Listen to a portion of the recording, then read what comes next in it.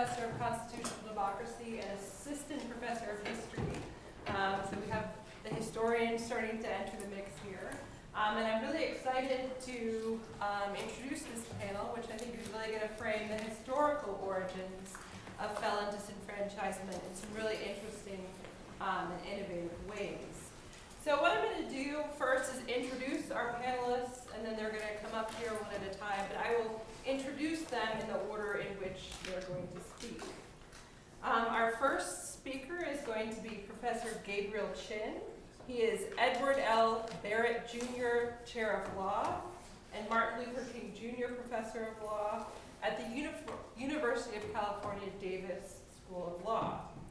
He is a scholar of immigration law, criminal procedure, and race and law, and his scholarship has appeared in multiple law reviews and journals and has also been cited by the Supreme Court.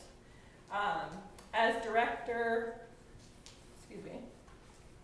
of clinical legal education, he and his students have helped repeal Jim Crow laws that have still been on the books in several states, as well as several anti-Asian laws in other states. Our next panelist will be Professor Pippa Holloway of Middle Tennessee State University.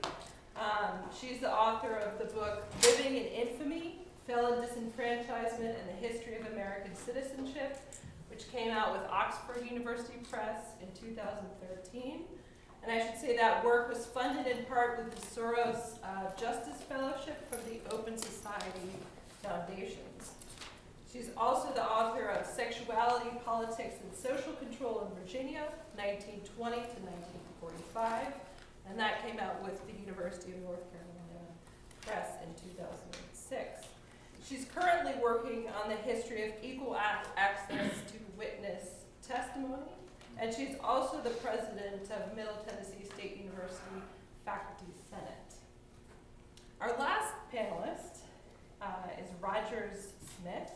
He is Christopher H. Brown Distinguished Professor of Political Science, and he's also president of the American Political Science Association, and he's from the University of Pennsylvania. He's the author and co-author of numerous books, and there's sort of a list of them here, but I'll call out probably the most famous, for which he was a finalist for the Pulitzer Prize, and that is Civic Ideals: Conflicting Visions of Citizenship in U.S. History, that was published in 1997. In addition to that accolade, he's also been elected a Fellow of the American Academy of Arts and Sciences in 2004, and he was also recently elected to a fellowship at the American Philosophical Society in 2016.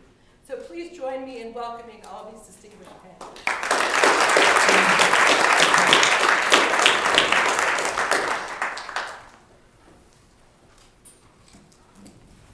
Thank you, Krista, for that introduction, and thanks so much to the Kinder Institute and the Missouri Law Review for hosting this wonderful day and inviting me to participate in it. Now, I had originally expected that our panel was going to be the first one at 9 o'clock, so I want you to imagine that you're hearing these things for the first time. So I want to talk in very summary fashion about the legal and constitutional structure of felon disenfranchisement, beginning with Reconstruction.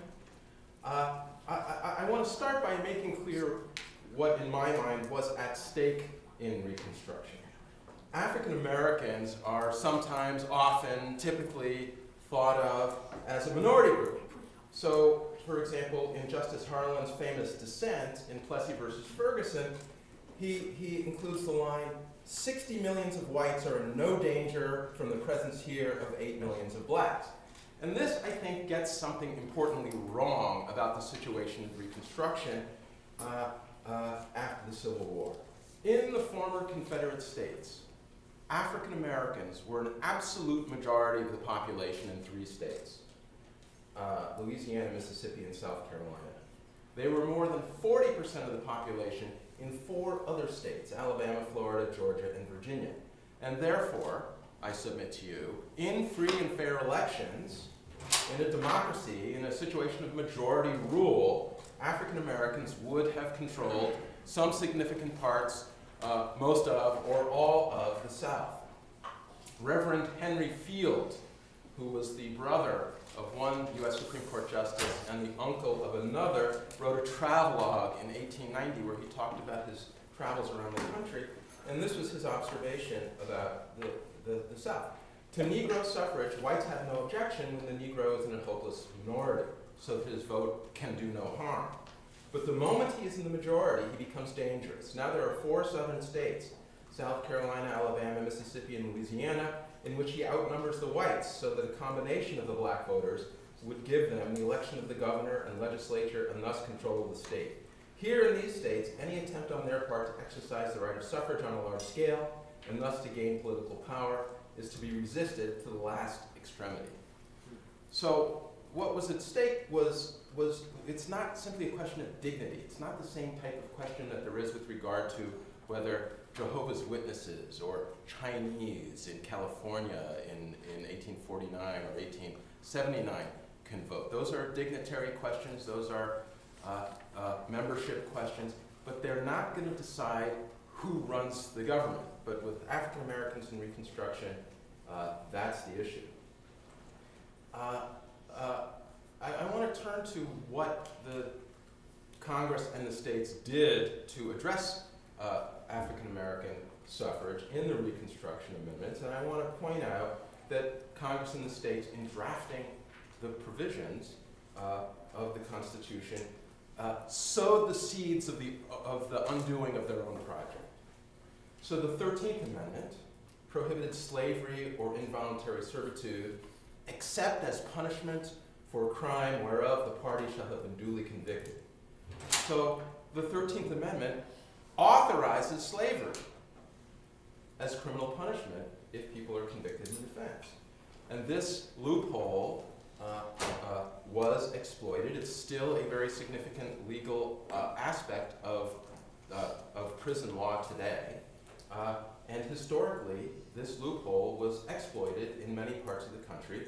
I commend to you Douglas Blackman's Pulitzer Prize-winning book, Slavery by Another Name, which underscores the economic and political rewards of selective criminalization and selective enforcement against African Americans.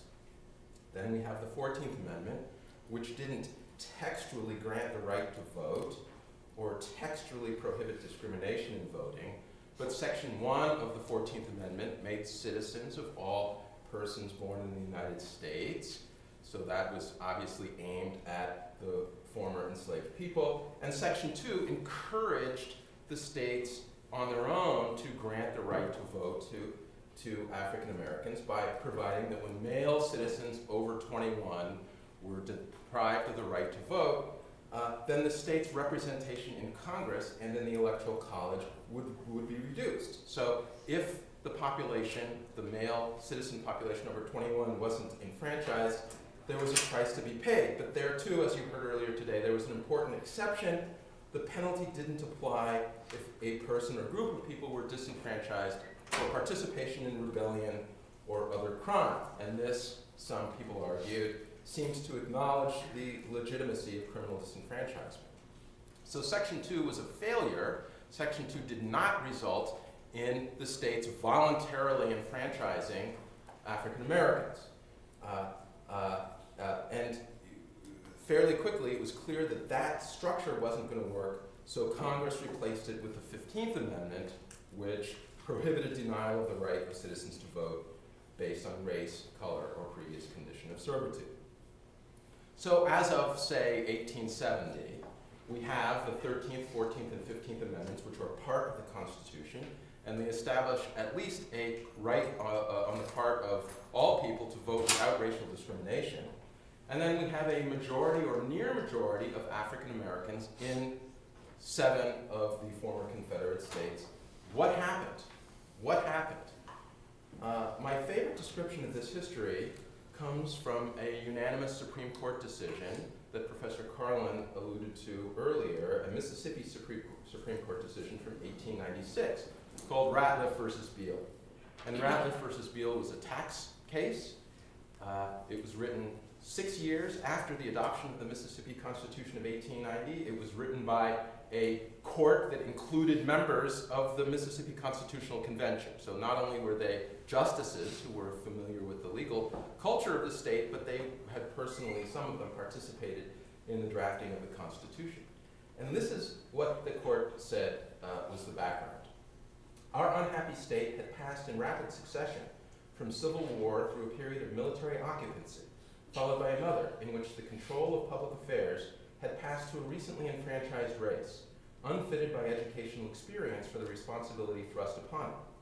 This was succeeded by a semi-military, semi-civil uprising, under which the white race, inferior in number, but superior in spirit, in governmental instinct and intelligence, was restored to power.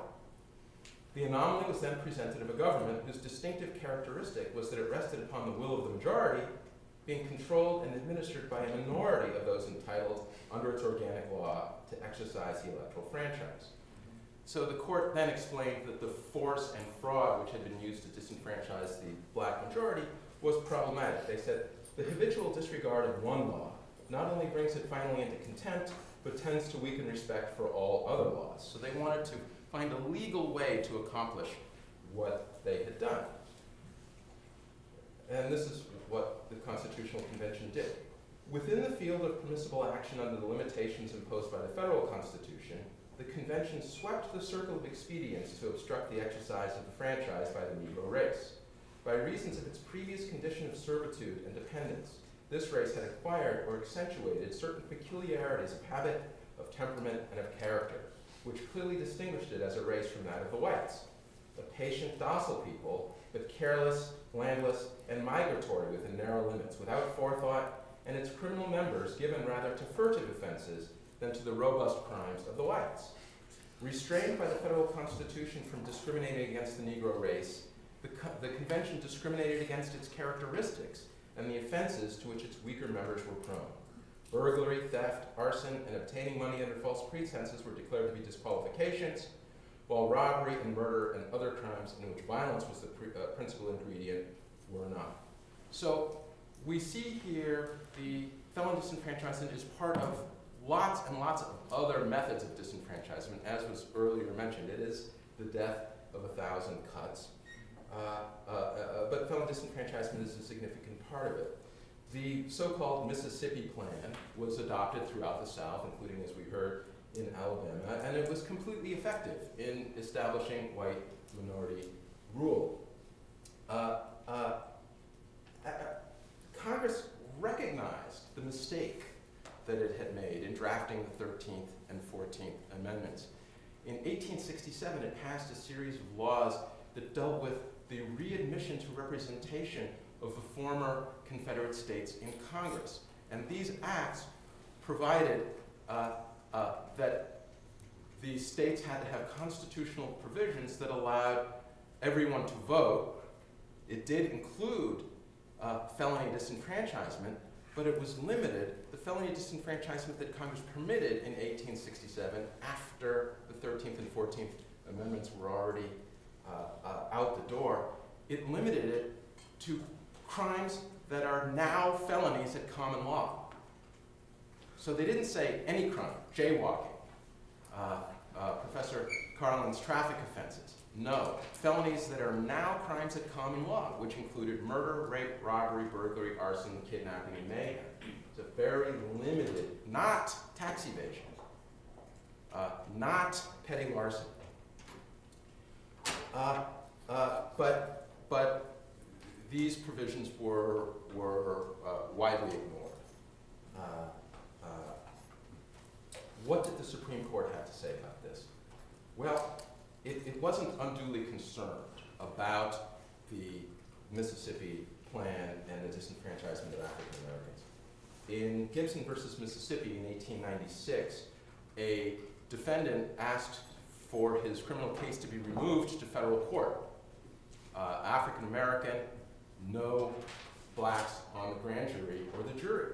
And he pointed out that in his county, there were 7,000 colored citizens that were qualified for jury service and 1,500 whites. So 3-4 times as many blacks as whites, but there had not been for a number of years any colored man summoned on the grand jury in that county.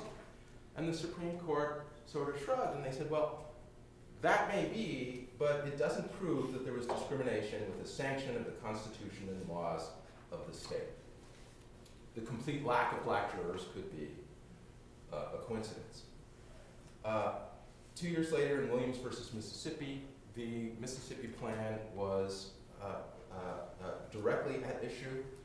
An African American had been convicted and sentenced to death by an all-white grand jury and jury, and Henry Williams quoted Ratliff versus Beale to the US Supreme Court and said, look, this is the system that decided who gets to be a voter, and you have to be a voter to be a juror, so they have taken away African American participation in these two aspects of politics.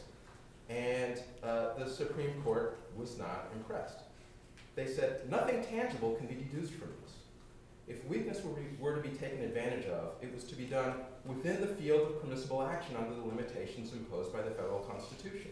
And the means of it were the alleged characteristics of the Negro race, not the administration of the law by officers of the state.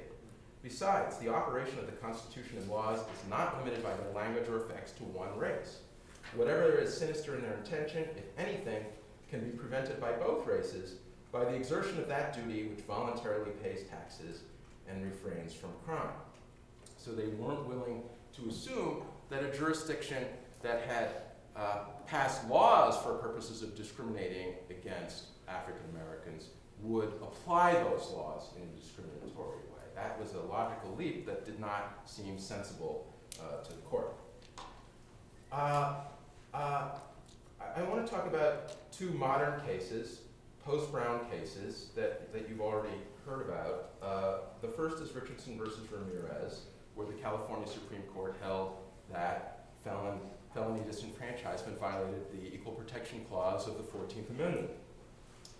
And the US Supreme Court reversed because Section 2 of the 14th Amendment seemed to legitimize felony disenfranchisement.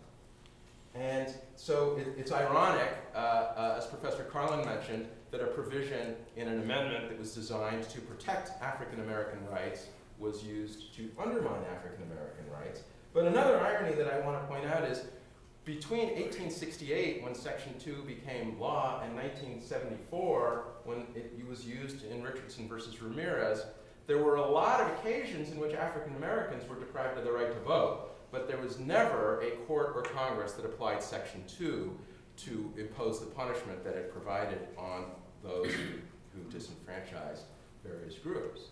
So Section 2 was ignored by the powers that be for all those years. The only time it comes into play is in Richardson versus Ramirez to uphold felony disenfranchisement. There's a lot of reasons to suggest that Richardson versus Ramirez was wrongly decided. I've heard some of those discussed today. My view is that the 15th Amendment repealed Section 2 of the 14th Amendment. Before the 15th Amendment, states had the right to exclude African American men from the ballot, but they would pay a price if they did. After the 15th Amendment, they no longer have that choice. They can't say, well, okay, constitutionally, we'll disenfranchise African American men, and we're willing to pay the price. I think the 15th Amendment means that they've taken away that right, and therefore Section 2 should not have weighed in the balance in Richardson versus Ramirez. How am I doing on time?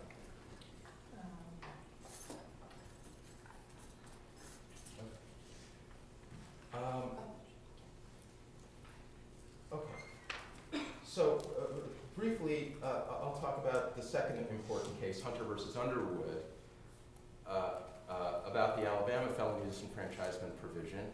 And in Hunter versus Underwood, Justice Rehnquist, the author of Richardson versus Ramirez, said that if a disenfranchisement provision had the purpose and effect of disenfranchising African Americans, then it would be invalid under Section 1 of the 14th Amendment, at least as now understood. But as you heard from Jessica Ring Amundsen earlier, there's litigation going on now about the validity of felony disenfranchisement in Alabama. How could that be? Hunter versus Underwood struck down felony disenfranchisement in Alabama in 1984. How is it a live issue today? And the answer is that there has been a lot of animus laundering. So in a number of states that clearly disenfranchised African Americans for racially invidious purposes, these laws have been reenacted without the same level of legislative history that shows their purpose. And courts, not the Supreme Court yet, but lower courts have upheld that. And I think there are two problems with saying that a reenactment of a discriminatory provision somehow makes it better. And one is that we're conceding that a group of people is unconstitutionally disenfranchised because of their race, and a legislative action which they were not allowed to participate in is said to ratify that. It doesn't seem to me that that is an appropriate constitutional remedy if they're still being unconstitutionally disenfranchised. Maybe if they're allowed to vote again, and they participate in it, and then the community decides to disenfranchise them, then that would be fair. But there's a bootstrapping problem if we leave the disenfranchisement, the unconstitutional disenfranchisement in place while the question is being revisited.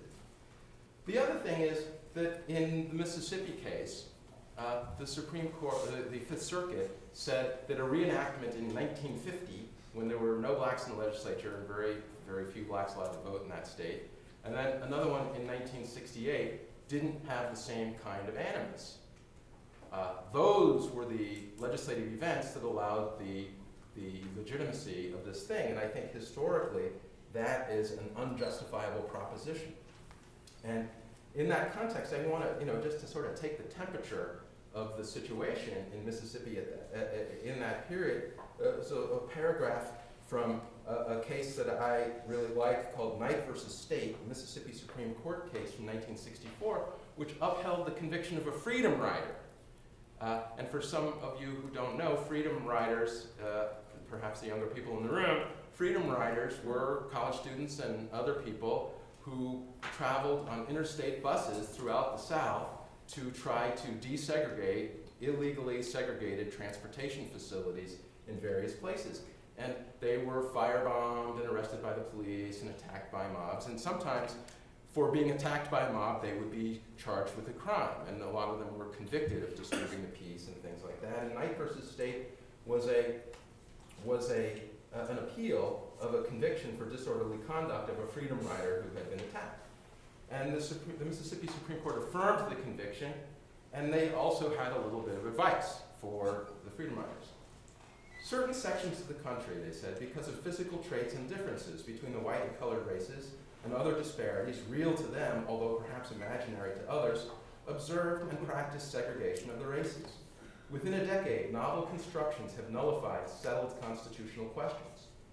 Large numbers of people in this broad land are steeped in their customs, practices, mores, and traditions. In many instances, their beliefs go as deep or deeper than religion itself.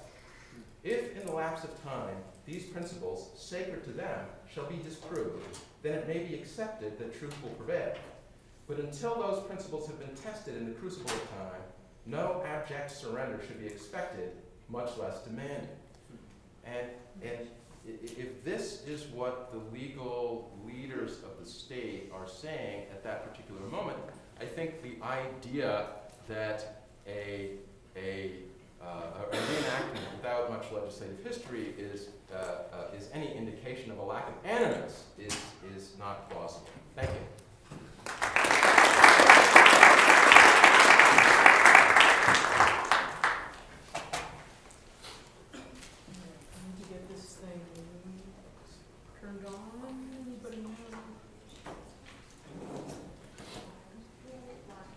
Someone that knows how to get the screen on.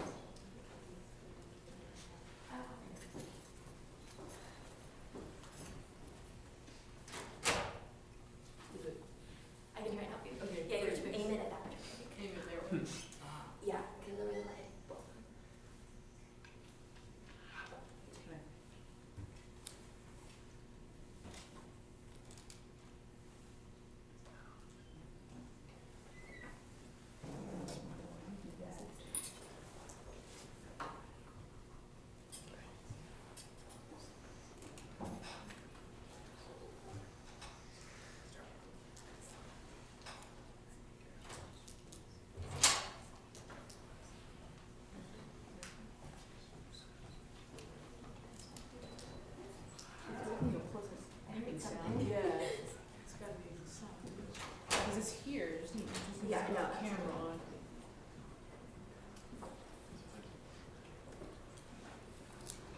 It's starting out in your fan. Yes, if not, you can also do it. Right.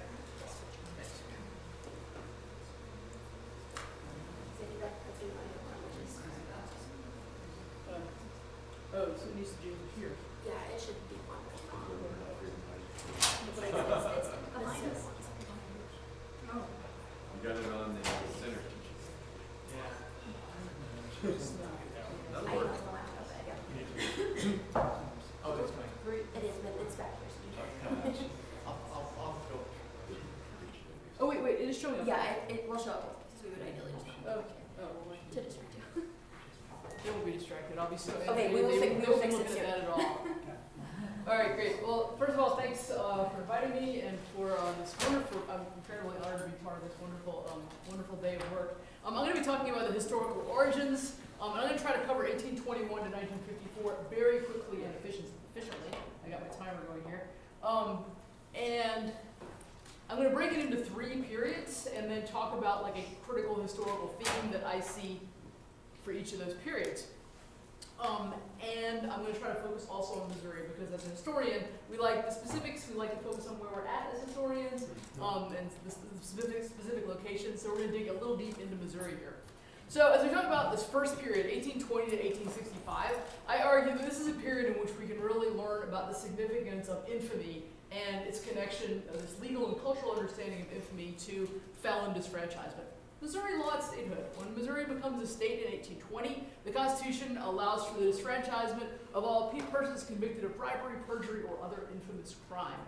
What does infamy mean? So you can consult the statutes and find out. In Missouri in 1845, a statute defines infamy as every offense for which an offender is declared disqualified or rendered incompetent to be a witness or juror. So in other words, an infamous crime is one that makes you infamous by depriving you of suffrage, etc.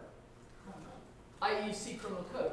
So if you get the criminal code out and you find each of the criminal acts after it, it says whether or not this is a infamous crime and therefore disfranchising crime. So the punishment lists and also deprived of suffrage and other rights.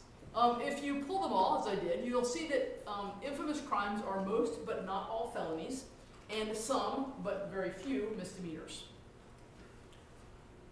This might seem like a kind of a crazy circular logic, right? In other words, an infamous crime is a crime for which you become infamous under statute, but actually, defining infamy through the criminal code fits with traditional understandings of infamy. So historically, this is how infamy worked. It's a product of the punishment, not the crime. So think about it like in the days of public humiliating punishments, stocks, brandings, whippings, things like that. That punishment is what made you infamous. It made you degraded in the eyes of everybody else, and therefore deprived you. That degradation, that humiliation, makes you unworthy of the privilege of citizenship or the responsibilities of citizenship, and therefore infamous punishments produce infamous people. This older understanding, I argue, of infamy lasted longer in the South. So this kind of weird notion that you become infamous through your punishment lasts in the South, whereas it's sort of abandoned in the North over the course of the early 19th century. And I argue that it's critical in understanding the persistence of felon disfranchisement today. And the reason it lasts longer in the South, shockingly, is its connection to slavery. Under the cultural and legal understanding of infamy, people who are subject to punishment and lose their civil rights, such as suffrage, are seen as degraded. So that loss of rights is part of your degradation. It's part of what makes you infamous. African Americans were also degraded by the humiliating bondage of punishments and punishments of slavery. So in other words, African Americans were legally and culturally infamous in the slave era. And I'm looking at my historian friends over here, who probably know that if you read a lot of African American history or primary sources about African Americans in the early 19th century and late 18th century, that word degraded shows up a lot. A degraded race, a degraded people. That's not just like a rhetorical flourish, it's actually a reference to their cultural and legal status as infamous people. So prisoners are similar legally and culturally in the early 19th century to enslaved people. Both these populations are infamous and degraded by the fact of their bondage, humiliating punishments, etc. And we see this in the 13th Amendment. Like, I appreciate everybody's references to the 13th Amendment earlier because it kind of sets me up for here. It's not a sort of random coincidence that they put enslaved people and prisoners in the 13th Amendment. What the 13th Amendment really does is it separates enslaved people. By eliminating enslaved people, it separates them from prisoners as the population that is enslaved. So infamy is wrapped up in the structure of how the 13th Amendment is written. So here's your quiz. Under Missouri law in the early 19th century, certain specific crimes that only African Americans commit were excluded from the definition of infamy. So in those statutes it says, you know, what are the infamous crimes, what are the non-infamous crimes? Non-infamous crimes were ones that only African Americans could commit, say assault of a white woman by a black man. So why were those not infamous? Some of you are thinking to yourself, because African Americans couldn't vote, right? But in fact, the answer is because African Americans in the slave era were already infamous. Hopefully that makes a little bit of sense. I've just summarized half my book in 5 minutes, so we're going to Okay, 1865 to 1916. This period, I think, is critical for understanding how felon disfranchisement was utilized, or disfranchisement for crimes more broadly, as we will see, targeted African American voters. As a couple of historians or a couple of panelists have already talked about, after 1865, Southern states expanded laws disfranchising for crime. And they target these new African American voters, and this begins with the 1866 election. So in 1866, the Civil War has just ended, the first election in which African Americans are going to be permitted to vote in the southern states. One of the first techniques used them to deny them the vote was accusations of prior convictions, which resulted in their disfranchisement. They said they committed crimes in the slave era, they said they were former criminals. This was used in a number of states explicitly, and actually with quite a bit of celebration. There was a sense that we figured out how to head off Congress. That's actually a direct quote. We figured out how to undermine the 14th Amendment, which has not quite been ratified yet, but is in the process in 1866. So this is seen, people are realizing this immediately as kind of a loophole in the 14th Amendment. The Section 2 does permit this kind of expansive use of accusations of criminal behavior in order to disfranchise. For me, the really critical decade is not the 1890s, but the 1870s. In the 1870s, we see a region-wide pattern to disfranchise from minor theft across the South. So across the South, they lower the bar. They change state laws to disfranchise from misdemeanor larceny. There's a number of court cases and Attorney General's opinion that make misdemeanor larceny disfranchising. They step up convictions around election time. Basically, every southern state figures out how to increase the number of people accused of disfranchising crimes, make those petty larcenies, which are really easy to convict people of, particularly in agricultural societies with messed up criminal justice systems, and they use these to target explicitly African American voters. Back to Missouri for a minute. Missouri doesn't have to do this because it already disfranchises for petty larceny, dating all the way back to the 1840s. So all grades of larceny were already disfranchising offenses in Missouri. So one of the questions I brought to this talk today in my own mind was to what extent Missouri fits the model of southern states that I've identified, and to what extent it departs. And it's sort of in between. It already had the laws that many other southern states had to pass. But we will see them. We'll see in a minute that Missouri is aware of this movement region-wide. So in the 1877 Constitutional Convention, in which most other southern states are monkeying around with their laws in order to make disfranchisement for petty larceny easier, they don't have to do that in Missouri. But you actually, if you read the convention discussions, they're aware of this larger regional trend. There's a proposal by Delegate Thomas Tasker Gant to change to the broader felony standard. Let's just disfranchise all felons rather than this kind of antiquated term of infamous crimes. And Delegate Charles McAfee pops up and says, well, if we're going to change it to felonies, we got to make sure that other infamous crimes, including petty larceny, continues to be a disfranchising offense. So they know what's going on regionally, and they want to continue to be able to use petty larceny to disfranchise African Americans. This becomes a big deal in Missouri in 1916, with the 1916 elections, a very contested partisan election, very important election. It's projected to be very close. In St. Louis, in that year, Democrats got together and compiled lists of African American voters that had been convicted of crimes. In advance of the election, they sent law students out and had them put them to work finally, and had them construct these lists of African American voters that they could disfranchise. And they brought these lists to the precincts on election day. Democratic challengers in every affected precinct have been given a list of the Negroes who have registered illegally. As rapidly as they arrive at the polls, they will be challenged, and they insist on casting their ballots. They will be arrested at once and charged with perjury. So you all know how this goes down, right? The first thing that happens is intimidates voters. If you know that you're going to be accused of false voting, if you don't quite understand the distinction between an indictment and a conviction, if you don't know whether your offense was an infamous felony or not, or an infamous crime or not, and if you risk incarceration for trying to vote, you're not going to vote in 1916 if you're an African-American person in Missouri. There's also false accusations. If any of this is starting to sound familiar, it should, right? Very similar things have happened in modern elections. African-American voters showed up. Richard Brown was on the list, and so whichever guy this was, if you had a similar name to somebody on the list, you weren't able to vote. And so the 1916 election is a good example of voters in Missouri experiencing the racial impacts of these laws. A couple of really neat court cases. I was talking to some of the history students ahead of time. A couple of African-American voters in Missouri actually sued in civil court over wrongful disfranchisement. They sued the Democratic Party. One of the cases drags out forever, and he actually does eventually win a small judgment for his wrongful disfranchisement against leaders of the Missouri Democratic Party. There's some really interesting sources on all that. All right, moving on to part 3. So now, 1890 to 1954, the significance of pardons, the operation experience of felon disfranchisement. So in this period, I identify as a sort of development of the technology of pardoning. The idea of pardons existed for a long time, right? This is a long-standing tradition.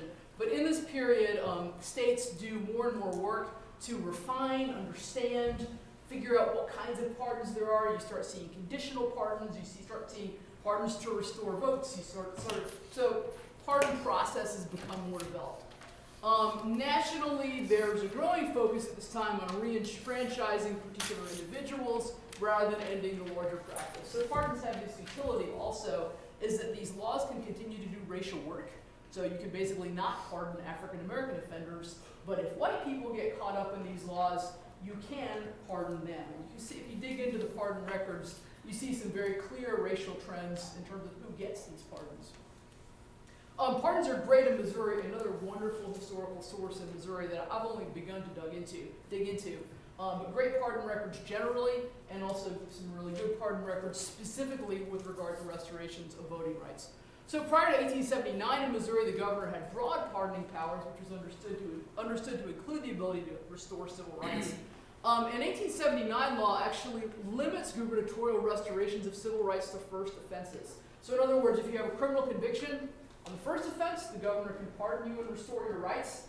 After that offense, though, after second conviction, you will be forever excluded from voting. So there's actually a limitation on the gubernatorial pardon in Missouri, which is pretty rare in that time.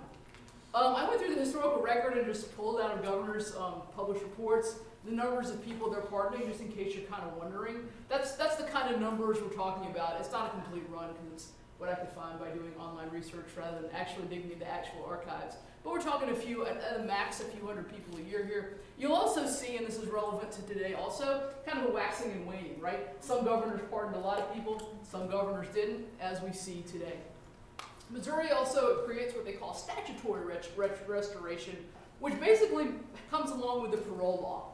When they come up with probation with a parole law, they decide that basically if you're paroled, essentially, and if it's your first offense, if you don't reoffend or get charged, that after 5 years you'll be restored to citizenship. That looks a lot actually like Missouri law today, this process of which, after a period of probation or parole, you're restored. Missouri, I think, is fairly early in my survey of state laws establishing that statutory restoration. That's what I just said. This is not typical of much of the South in this period, where permanent lifelong disfranchisement could only be lifted by the governor. So Missouri's parole law is also atypical because it gives his pardon authority to another board beside the governor, right? The parole board. This is affirmed in 1952 by the Missouri Supreme Court. I think this is a great quote for people that are interested in these issues today. And some of the other speakers have talked about the significance of restoring the vote and the significance of the stigma and degradation of imprisonment. But for this very statute here, these are people that Thousands of these men who, but for the very statute here, sought to be declared unconstitutional, will be branded as felons unworthy of the right of franchise. So this statute, I feel like I'm mangling it by trying to read excerpts. I'm just going to let you read it.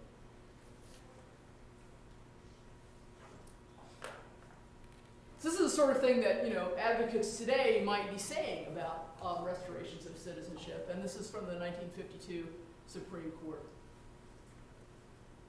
Society would not profit for permanently disfranchising these people. In 1969, I think, this is where I started to run out of time on my research, but I think in 1969, Missouri eliminates the restriction to first-time felons and says you can get pardoned or restored even after a second offense. My last 30 seconds, I want to talk about some really neat stuff I found about efforts by convicted women in Missouri to regain voting rights. So much of the story of ex-felon disfranchisement over the 19th and into the 20th century focuses on men because those are the only people that are voting, right?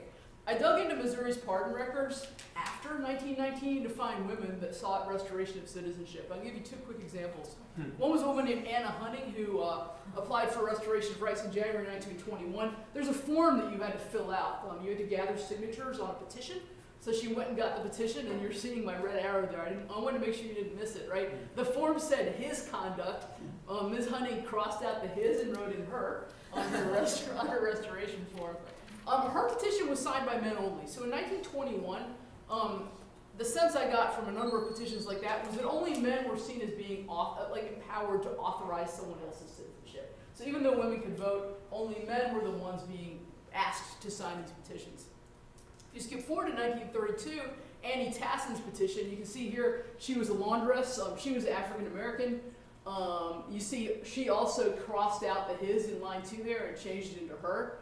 She'd been charged of burglary in the 2nd degree. You can see there that for her, filling this form out was complicated. Which court, what, but she thinks she got it right at the end there. Her petition, you can see there that she worked as a laundress and did housework. She listed the women that she worked for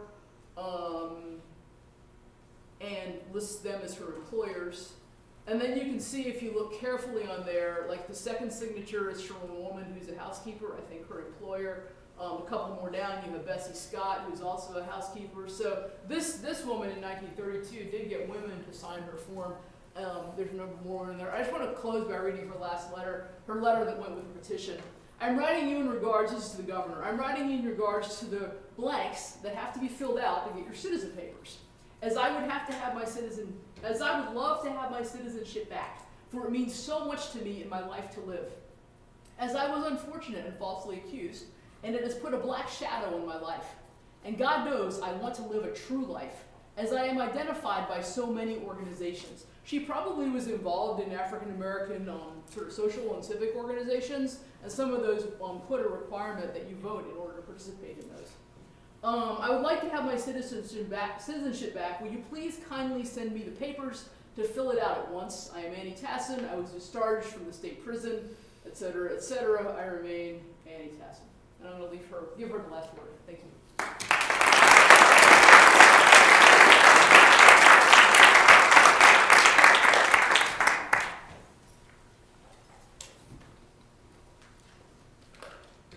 Well, I want to add my thanks to the organizers of the conference for including me, not least because I probably work on felon disfranchisement the least of anyone who will speak to you today. But I am a scholar of American political development, and I want to put modern felon disfranchisement in a broader political framework of American politics over the last half-century. Felon disfranchisement represents the intersection of two systems fundamental to American governance, the electoral system and the criminal justice system. Both systems aim at securing essential rights, rights to participate in political self-governance on the one hand, rights to personal security against violence and crime on the other. But as we've heard all day, and especially on this panel throughout U.S. history, both these systems have also been used for purposes of social control, often to protect race and class hierarchies by denying the franchise through racial and economic criteria, and by imposing criminal punishments on unruly members of subordinated races and classes. felon disfranchisement has always represented the coming together of these two systems of social control to disempower politically those that the criminal justice system has already deemed dangerous. But though these two systems have intersected in this way at a number of junctures in U.S. history, for the last quarter century, something new has been going on. This has been implicit in our discussions. I want to make it more explicit. Felon disfranchisement has become not just a project of race and class interests, but a highly partisan project, more so than in most previous eras, with Republicans favoring felon disfranchisement more and more over time, and Democrats opposing them, and Republicans favoring felon disfranchisement as part of a bundle of other efforts to restrict voting, as we heard earlier today. You might think that the late 19th century, with Republicans supporting a broader franchise and Democrats a narrower one, is the mirror image of now, but I don't think that's quite right, because as Jack noted, the radical Republicans' 1867 Reconstruction Act still included a measure of felon disfranchisement, and as Pippa stressed, the felon disfranchisement in that period was much more a regional project. Now we have a national partisan project, and that the development of that partisan project is my theme. Now, I don't want to say that race and class concerns have receded in importance. The partisan project is instead a product of two major modern developments that have linked race and class more tightly with partisanship than during most of U.S. history. The first development was the civil rights reforms of the 1960s, including the 1965 Voting Rights Act, but also the 1965 Immigration Act. These measures and others famously gave the minority party, the Republicans, the opportunity to attract racially conservative white voters in the South and elsewhere by abandoning their former support for civil rights initiatives, as Bruce alluded to. At the same time, the voting reforms and immigration laws together created an increasingly demographically diverse electorate with many more non-white, native, and naturalized immigrant voters. So the share of the electorate who identifies as white has dropped over the last 5 decades from over 90% to over 70%. As the Democrats remade themselves as the party championing civil rights, at least in comparison to modern Republicans, these developments meant that partisan voting has become more racialized in virtually every national election from 1968 to the present, with the Republicans a party of whites and Democrats a party of non-whites. The Republicans have always been and have remained the preferred party of the wealthier classes. So now race, class, and partisanship are more and more strongly aligned in recent decades than they have historically been. At the same time, second development, as is now well known, despite the growing polarization over many other issues, both parties joined from the late 1970s through the 1990s in favoring criminal justice policies that promoted mass incarceration, heavily skewed toward incarceration of non-whites. This meant that felon disfranchisement laws disfranchised a greater percentage of the electorate than in the past, and now a disproportionately Democratic voting electorate. As Rick Vallely has shown, this was not actually the intent of felon disfranchisement originally, but Republicans soon noticed that that was the effect of felon disfranchisement in an age of mass incarceration. And so, especially as the non-white Democratic voting share of the population has grown, Republicans have had ever stronger partisan reasons to favor felon disfranchisement, among other measures likely to discourage non-white voting. Democrats have had ever stronger partisan reasons to push back. The mounting partisan clashes over felon disfranchisement has formed just one front, but a particularly consequential front in broader partisan battles over voting rights. And that history really began, or at least greatly accelerated, after the 1993 National Voter Registration Act, the motor voter bill passed under Bill Clinton. It was when that act went into effect in 1995 that Republicans in many states and at the national level began to claim that fraudulent voting was a major problem, even though, as we've heard, there's no solid evidence of extensive fraudulent in-person voting anywhere in the country. As Chicagoans have long known, there is a problem of fraudulent absentee voting, and North Carolina has recently confirmed this, but fraudulent in-person voting, there's no evidence for that, but nonetheless, the charges that this occurs have been mounting ever since the motor voter bill. Republicans have used these charges to justify a wide range of laws that have the effect of suppressing voting. And after the contested Bush-Gore election in 2002, Congress passed the Help America to Vote Act, and Republicans managed to insert into it a provision requiring states to collect identifying information when people register to vote. That's the voter registration stage. But at the state level, Republicans have since used that measure to justify the wave of new laws requiring voters to show state-issued IDs when they actually vote, not just for registration. They've also, as we've heard, enacted many other measures that burden or restrict opportunities to register. They sought to purge voter rolls of unverified voters or lapsed voters and ex-felon voters, to make poll booths less common and accessible in areas where fraud is claimed to be prevalent, amongst many other measures. And President Trump, after claiming without evidence that 3 to 5 million unauthorized aliens voted and voted against him in 2016, he went on to create an advisory commission on electoral integrity led by now former Kansas Secretary of State Chris Kobach, who is the leading architect of state vote suppression and anti-immigrant laws. That commission was dissolved when it could find no evidence of any substantial in-person vote fraud. They claimed the states were refusing to supply the commission with evidence.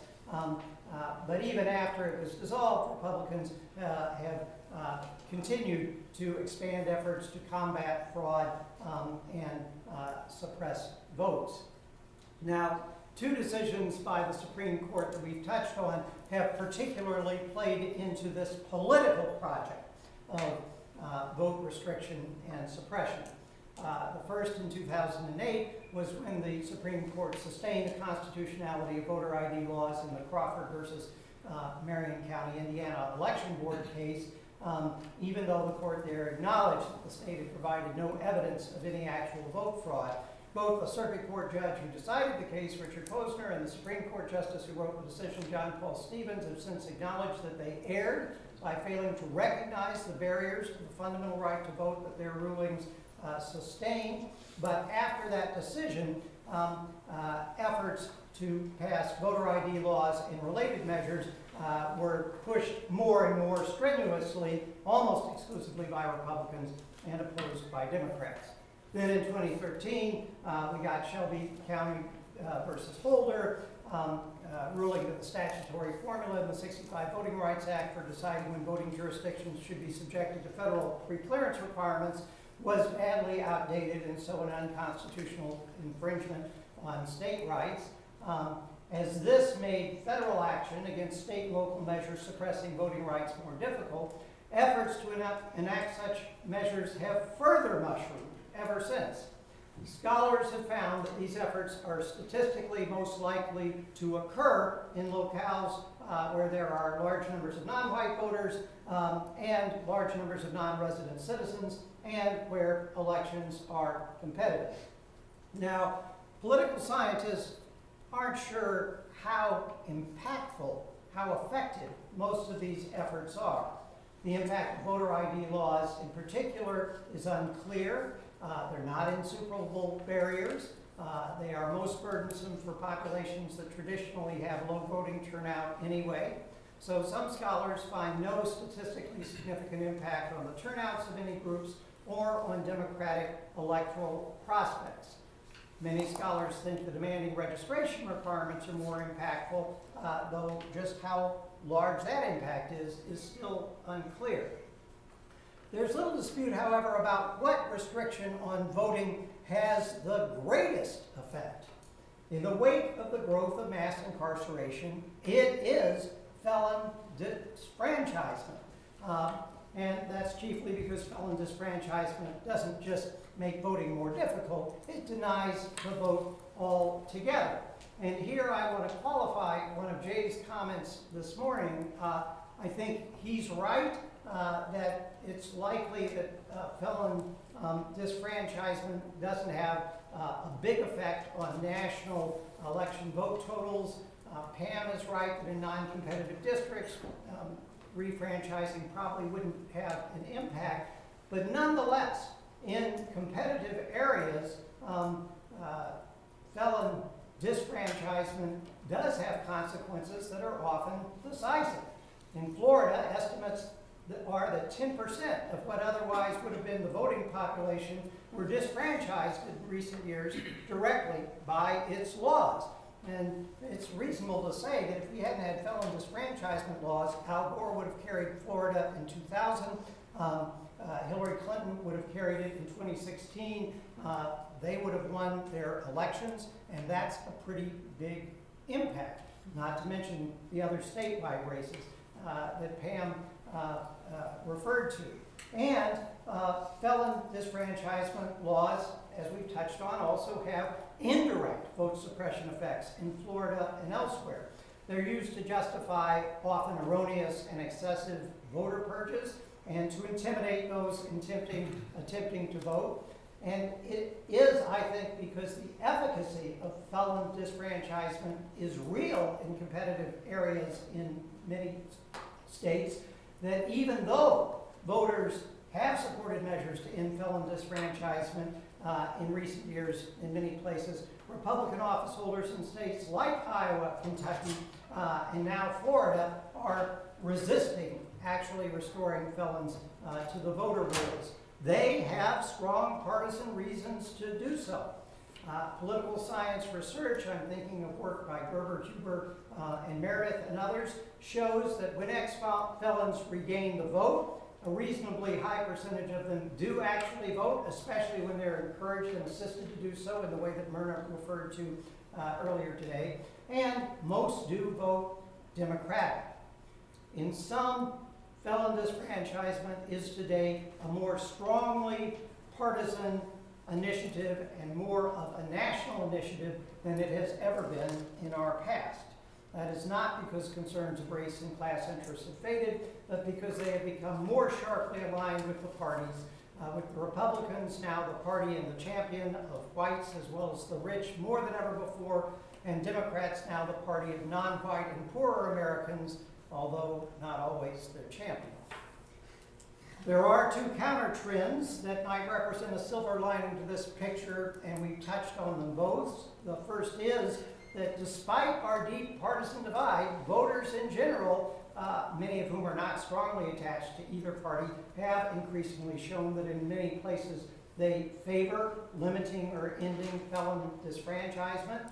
And the second that Jay touched on is that many anti-big government conservatives and libertarians, as well as liberals, are turning against criminal justice policies producing mass incarceration, which has the potential to limit the number of Americans who become felons. Still, reducing mass incarceration does not necessarily mean sharply reducing felony convictions. It's not just that not everybody will get incarcerated. And more fundamentally, it's clear that many Republicans in many places are strongly committed with the encouragement of the present national administration, not just to continuing, but to bolstering efforts to prevent those they see as likely Democratic voters from ever having a chance to vote. So, although I think Pam Carlin's prediction that things will change over time is right, in the near future, it's likely we will see more, not less, battles over felon disfranchisement, and those battles will have significant consequences for the distribution of power by party, race, and class in America in the years ahead.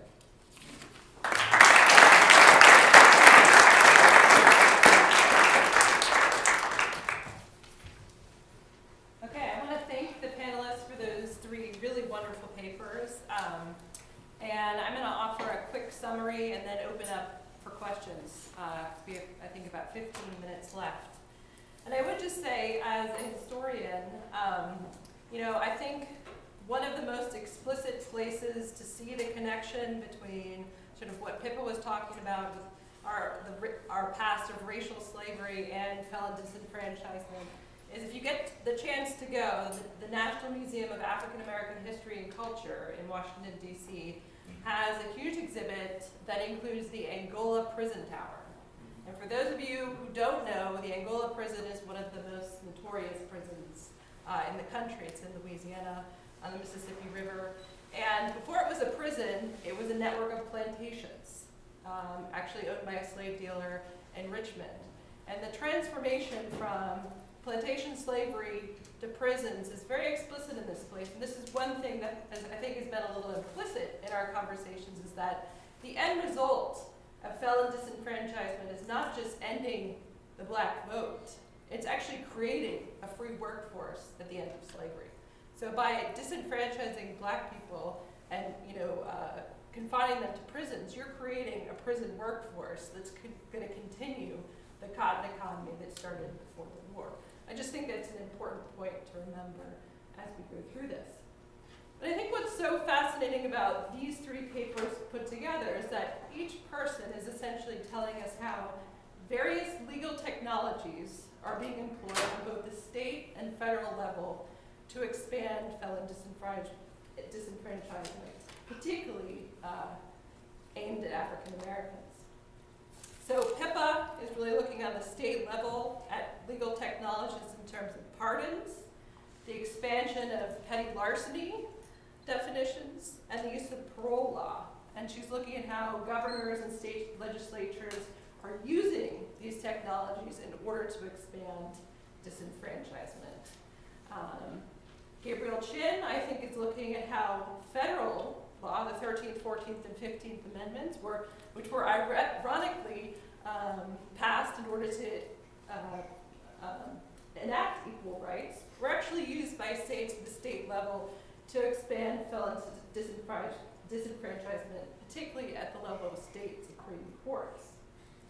And then lastly, we see how Republicans are using, as a result of federal legislation, the 1965 Voting Rights Act and Immigration Act, these federal laws are being used to politicize voter suppression and felon disenfranchisement. So I think if we maybe look at how all of these technologies are being used together at the state and federal level over time in order to expand the definition and sort of catch net of felon disenfranchisement, I think would be really helpful in trying to pull this panel together. But I want to open up for questions. See if anyone has any questions for the panelists. Yes, in the back. I have a question from Ms. Holloway. During your discussion, you talked about how Missouri implemented a law in which if you were granted parole, then you would be able to become a re-enfranchised after a period of 5 years.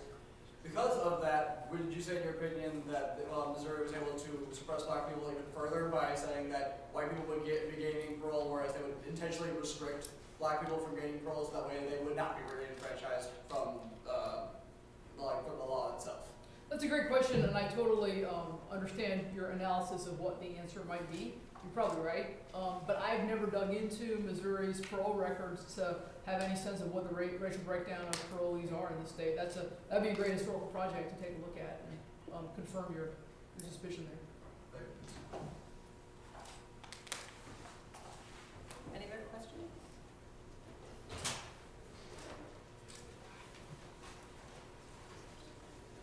Yes, sir. Focusing on Missouri again, for the gubernatorial pardons, obviously there were ups and downs, and my recollection of partisanship of Missouri governors in the late 19th century is, have you looked to see whether Republicans tend to? I haven't at all. I mean, this is the stuff I did in like a week and a half before I came out here. But that's a good question. I think I've looked a little more deeply at pardon processes in other states, most significantly Virginia. there's a lot of things at play. To some extent, it's a question of what governors think their role is. Some governors have a fairly expansive and broad view of their gubernatorial authority, particularly with regard to pardons, but also in general, and others have more constrained ones, and that may or may not track with partisanship in the turn of the century years. So, yeah, I'm not exactly sure. It might be true, it might not be. I have a quick question, maybe this is for you, Professor Smith, but what are we supposed to take away from the fact that, like, you know, last November in North Carolina, right, the voters overwhelmingly approved this amendment to say we need voter ID laws, right? So it's not, and given the partisan vote, even of the state, it was sort of surprising that that amendment would pass. So how, is it a framing issue? Is this, it just sounds good to say we need IDs? Like, how are we supposed to interpret this through a partisan lens, or can we? I think like Pam did earlier today, I interpret that in the same way that the Supreme Court initially responded favorably to voter ID laws, and on its face, it doesn't seem unreasonable to make sure that the voter is who the voter says she or he is. And that's combined with strong partisan drive in order to create the concerns that we need these. But in the abstract, you know, most voters, they do have state-issued IDs. They don't see it as burdensome. They don't regard it as particularly unreasonable. Voter ID systems are used widely around the world, and sometimes they are dangerous means of state control and surveillance, and sometimes they just appear to have beneficial effects. So I think that if you're not focused on the barriers that people face to getting voter IDs, and if you're not conscious of the reality that claims of vote fraud are not, I was going to say they're trumped up, but they're not supported by evidence, then I think your initial reaction is, yeah, well, if it would help to prevent fraud, why not? Yes. For Professor Smith, you said that, you know, getting rid of the felon disenfranchisement, the statistics show that it would have an impact on the states that are competitive during, like, the national election, like Florida. Yeah. And, you know, obviously Florida has a lot of electoral votes. But for the states who do not have as many electoral college votes, like, what? Like, would it have an impact, or maybe why should those states care as much, since they're not as, like, impactful when it comes to the electoral college in the long run? I don't think it would be particularly consequential in states that don't have substantial disfranchised ex-felon populations, either because they don't disfranchise them or because they don't have lots of ex-felons, and it wouldn't be as impactful if the states weren't competitive. So in that regard, there would be no strong incentive in terms of affecting electoral outcomes to change the status quo. You would decide felon disfranchisement based on whether you think it's an intrinsically appropriate policy or not. Can I just jump in real quick on that? One of the, just because it hasn't been raised yet today, is, you know, this question of what elections this could impact. The 2017 statewide legislative elections in Virginia, in which the Virginia legislature tipped, or almost tipped, from Republican to Democrat. Prior to that election, the governor re-enfranchised by executive pardon 170,000 voters. Even if, I'm a historian, not the statistician here, but, you know, even if 30% of those restored voters voted, a number of those legislative elections came down to a less than 10-vote majority, or 10-vote decision. So people have suggested, and I've never seen data on this, maybe some of y'all have, that might be another election we should be looking at, and look at the impact of restoration on an actual election. So I was really struck by the phrase you used, Professor Qin, about animus laundering. Again, it's longer, or sort of race neutral laws. We look and say, oh, it's race neutral because it affects everybody. And so my question is, we have engaged in this process of sort of decontextualizing and decoupling all these other aspects of racial sort of subjugation, right? Redlining and housing discrimination, and we said, we're looking at these all independently. Look at election laws independently, from criminal justice laws, and the whole piece. And so how do we actually reinvigorate the conversation such that the narrative doesn't end us up where Ramirez and the Brennan Society goes, oh look, Senator goes, well we can't talk about this at all, and yet fundamentally at the issue is the fact that it's not this single act, it's not just the disenfranchisement law, but how it operates with A, B, C, and D to actually get this conclusion. Yeah, and so this comes to us, I think, from some of the affirmative action cases and the race discrimination cases of the U.S. Supreme Court in the late 70s, 80s, 90s, where the conservatives on the court, would say things like, there's no reason to expect mathematical equality in the number of doctors or homeowners among members of various races.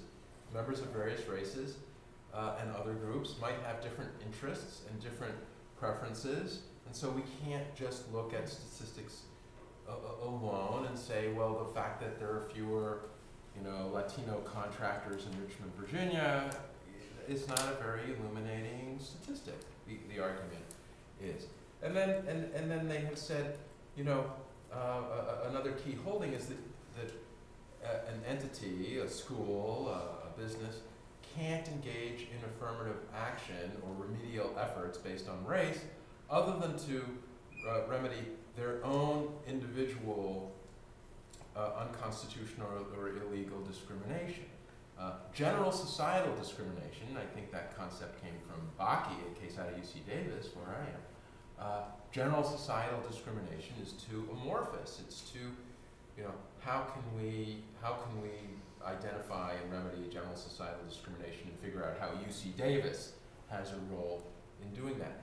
And I think, as your question suggests, that the problem with framing the issue in the way that the Supreme Court did is that they never really took on the question of, okay, how systematic was racial segregation, before the 60s, before the 70s?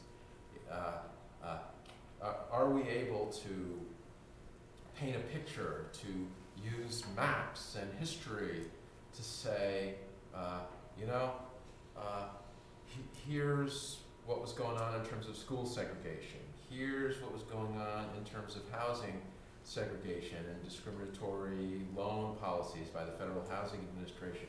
And I think by trying to identify the system of segregation as it existed in this period, and and trying to make some estimates about when it started and when it went away exactly, I think we would have the ability to make a more nuanced judgment about whether the way the court has characterized American history is plausible or not. And I think they sort of suggest that segregation, or the race structure of our society, was a series of individual decisions, and I don't think that's accurate. I don't think that's accurate. Okay, I think that we are. Oh, we have one more question. Yeah, just a quick question again for Roger Smith. This is based on just personal experience of registering voters, and a lot of African Americans. I did this in North Carolina. Who you talk to would say, "God damn it, I'm going to get out there and vote because they're trying to take my vote away." And I'm just wondering, have there been any studies of that statistically, of whether there's a significant backlash against efforts at de facto disfranchisement? Yes, I can't quote you sources, but I know that political scientists have looked specifically to see, and they have found that there can be that these efforts can backfire. One reason voter ID laws don't seem to have had as much effect as they otherwise might have is that there have been mobilization campaigns to which voters have responded to get out the vote because there are voter ID laws. That can be the red flag that gets people marching. Okay, I want to thank our panelists and thank you all